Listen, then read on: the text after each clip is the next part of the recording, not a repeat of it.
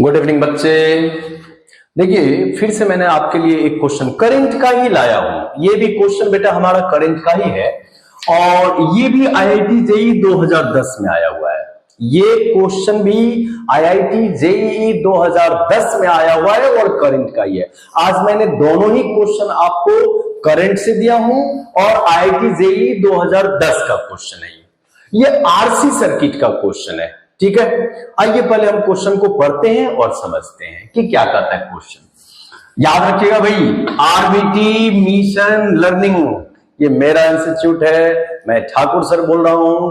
ये एक से एक टीचर है हमारे इंस्टीट्यूट में और अब तो इतना बेहतर यहां का सर्विस कर दिया हूं, क्वालिटी कर दिया हूं और जो आपको प्रोडक्ट मिलेगा वो इतना जबरदस्त मिलेगा। रिजल्ट देखिएगा, हमें इस बार ही लग रहा है कि अंडर 10 हम बोर्ड में भी टॉपर्स देने वाले हैं, देखिएगा। चलिए पहले मैं इस क्वेश्चन को समझता हूं। करें क्या कि at t is equal to 0, भाई t is equal to 0 time पे मतलब इनिशियली शुरू में battery of 10 volt is connected across point A and B. देखिए यहां पर है पॉइंट ए और यहां पर दिया है पॉइंट बी। करें क्या कि यहां से ऐसे तार लाऊंगा, ये मैं लगा के दिखा रहा हूं। इनका क्वेश्चन कहने का है कि मैं यहां से ए और बी के बीच में 10 वोल्ट का बैटरी कनेक्ट करने वाला हूं और ये बैटरी कनेक्ट कर गया है 10 वोल्ट का एट टी इक्वल टू 0, ठीक है। In the given circuit if the capacitor have no charge initially, करेगा कि इनिशियली मतलब शुरू में ये कैपेसिटर और ये जो कैपेसिटर है दोनों में से किसी पर भी चार्ज नहीं है। इनिशियली मतलब at t is equal to 0, इस कैपेसिटर पर में भी कोई चार्ज नहीं है और इस कैपेसिटर पर में भी कोई चार्ज नहीं है। If the capacitors have no charge initially, initially कोई चार्ज नहीं है। At what time, time find करना है भाई। At what time, point to be noted, आपको फाइंड करना है कि at what time, in second, time आपको सेकेंड में निकालना है। Does the voltage across them, मतलब इस कैपेसिटर का वोल्टेज का बात कर रहा है। Across them becomes 4 volt. Capacitor का जो पोटेंशियल डिफरेंस है वो 4 वोल्ट कब हो जाएगा, ये आपको बताना है कि at what time voltage across the capacitor becomes 4 volt. तो क्वेश्चन आ गया है समझ में भाई, आरसी सर्किट है। चलिए मैं समझाता हूं, यहां से सॉल्यूशन में स्टार्ट कर दे रहा हूं, ठीक है भाई। अच्छा एक बात बताइए, ये 2 ओम और ये 2 ओम, ये दोनों रेसिस्टेंस आपको पैरेलल में दिख रहा है? पैरेलल में है ना भाई, ये 2 ओम ये 2 ओम, दोनों रेसिस्टेंस है पैरेलल में। तो इस दोनों का इक्विवेलेंट क्या हो जाएगा? 2 मेगा ओम 2 मेगा ओम, तो उसका इक्विवेलेंट हो जाता है 1 मेगा ओम, दोनों का इक्विवेलेंट। हम यहां पर पॉइंट ए ले रहे हैं, आप टेंशन ना लो। चलिए अब आप देख रहे हो कि ये कैपेसिटर और ये कैपेसिटर भाई दोनों है पैरेलल में। तो पैरेलल में है तो इक्विवेलेंट कैपेसिटेंस कितना हो जाएगा भाई? इक्विवेलेंट कैपेसिटेंस हो गया 4 माइक्रोन फैरेड और यहां पे है आपका बी पॉइंट, ठीक है। अब कह रहे हैं क्या कि सर हम ए और बी के बीच में 10 वोल्ट का बैटरी लगा दिए हैं। ये 10 वोल्ट का बैटरी लगा, इसको हम ईएमएफ ई कहते हैं, ठीक है। अब आप बताओ T इक्वल टू 0 पर में इस कैपेसिटर में कोई चार्ज नहीं था, ये तो गिवन है क्वेश्चन में। तो किसी टाइम टी पे आपको पता है ये है पॉजिटिव या नेगेटिव, यहां से करंट चल रहा है, यहां से करंट चल रहा है, यहां से करंट चल रहा है। मतलब जिस जो पॉजिटिव प्लेट होता है आपका बैटरी का, बैटरी के पॉजिटिव टर्मिनल से जो प्लेट अटैच है कैपेसिटर का, उस पे पॉजिटिव चार्ज आएगा और बैटरी के नेगेटिव टर्मिनल से जो प्लेट कनेक्टेड है उस पे नेगेटिव चार्ज। और पता है T इक्वल टू 1 सेकंड पे देखिए थोड़ा सा चार्ज हुआ, T इक्वल टू 2 सेकंड पे देखिए थोड़ा सा और चार्ज हुआ, T इक्वल टू 3 सेकंड पे देखिए, माने चार्ज बढ़ते जा रहा है भाई कैपेसिटर पे। कैपेसिटर पे चार्ज ग्रो कर रहा है, इंक्रीज कर रहा है, बढ़ता जा रहा है। अच्छा ये कैपेसिटर कब होगा fully charge?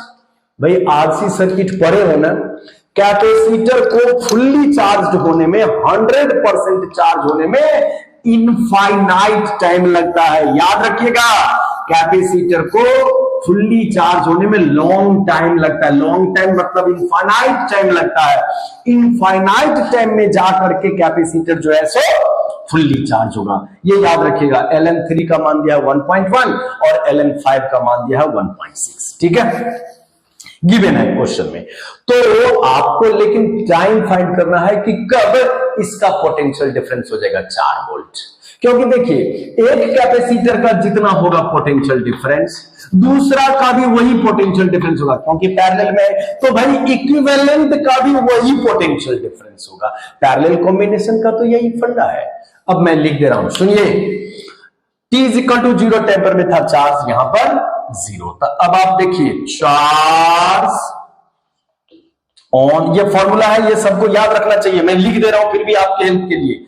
Charge on the capacitor at time t is, charge on the capacitor, मान लीजिए यह है प्लस क्यू, यह है माइनस क्यू, तो पॉजिटिव चार्ज को हम लोग कहते हैं चार्ज ऑन द कैपेसिटर। तो सिर्फ क्यू लिखेंगे हम। तो चार्ज ऑन द कैपेसिटर जो क्यू होगा, CE, माने कि CV हो गया, ये वाला E है, देख लीजिए, CV into 1 minus E to the power minus T by RC।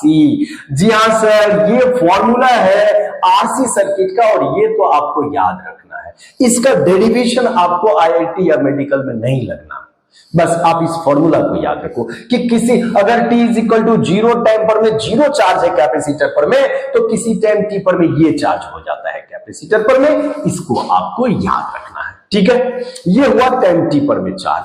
अब कहते क्या कि Q को हम क्या लिख सकते हैं, तो यहां पर देखिएगा, put Q is equal to CV।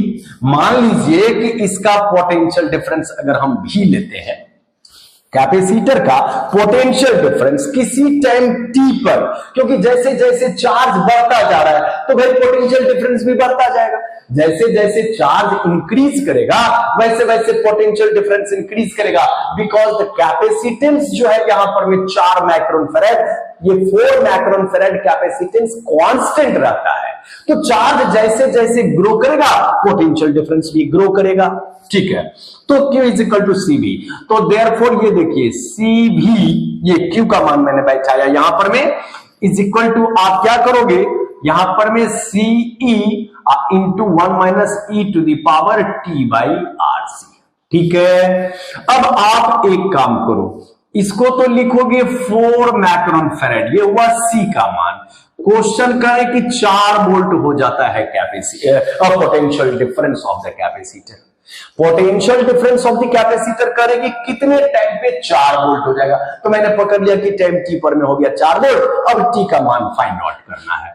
अब देखिए C, तो C तो, अरे भाई दोनों तरफ से तो C को काट ही देते ना, ये C और ये C क्या होगा, कट जाएगा, तो आपको इतना लिखना नहीं पड़ेगा। तो एक काम कर लीजिए, V इज इक्वल टू हो गया EMF into 1 minus E to the power minus T by RC।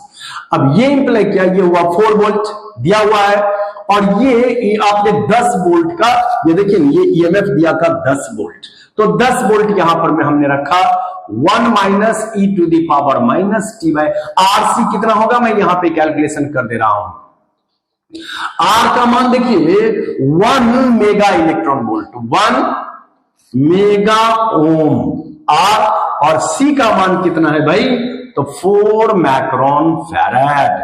तो ये देखिए 1 multiplied by 10 to the power 6। हाँ भाई, मेगा का मतलब हो जाता है 10 टू द पावर 6 ओम। ये ऐसे बन गया, देख लीजिए 1 अपना जगह पे है, मेगा को रखना है 10 टू द पावर 6, ओम रहा अपने जगह पर में, कोई दिक्कत नहीं है, तो नहीं है। अब इनटू क्या करेंगे, 4 multiplied by 10 to the power minus 6 farad अपनी जगह पे रहेगा।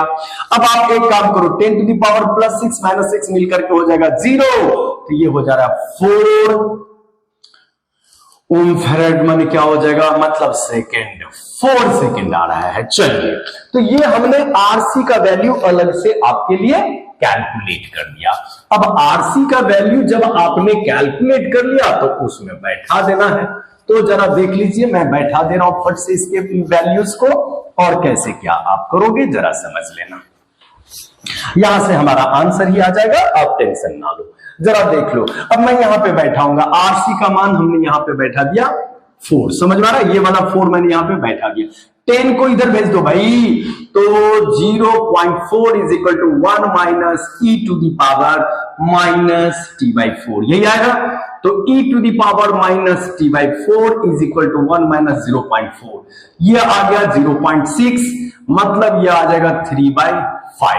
अब लॉग लगा दो, देखो भाई minus t by 4 is equal to आ गया 3/5, तो ln e to the power minus t by 4 is equal to ln 3/5। अब सुनिए, ये हो गया minus t by 4, ln e का पावर ये रहने से इज इक्वल टू क्या हो जाएगा, ln 3 माइनस ln 5। भाई माइनस को हटा दो, तो t is equal to 4 into ln 5 minus ln 3, मतलब हो जाएगा 4 मल्टीप्लाइड बाय ये 1.6 माइनस 1.1, ये हो गया 4 मल्टीप्लाइड बाय 0.5, मतलब 4 मल्टीप्लाइड बाय 5/10, मतलब ये आ गया 2 second, and this is the answer. तो आपने क्या देखा इस क्वेश्चन में, मेन था यहां पर में आपका ये फॉर्मूला लर्न करना, ये फॉर्मूला याद रखना था। उसके बाद में लॉग का एक formula, log m/n is equal to log m minus log n होता है। दूसरा फॉर्मूला आपको ये सब याद रखना चाहिए, e to the power minus of x या प्लस ऑफ x कुछ भी रहे, या e टू दी पावर मान लीजिए n हो, और इसके आगे अगर हम ln लगाते हैं ये n हो जाता है। ये सब फॉर्मूला है, ये आपको याद रखना है। ठीक है बच्चा, याद रखिएगा, ये मिशन लर्निंग इंस्टीट्यूट है। ये मैंने सेकंड क्वेश्चन फिर से आपको दिया IIT JEE 2010 का। तो आज के लिए इतना ही बेटा, चलिए फिर मैं कल आपको रोटेशनल पे देता हूं 2 क्वेश्चन। Bye bye.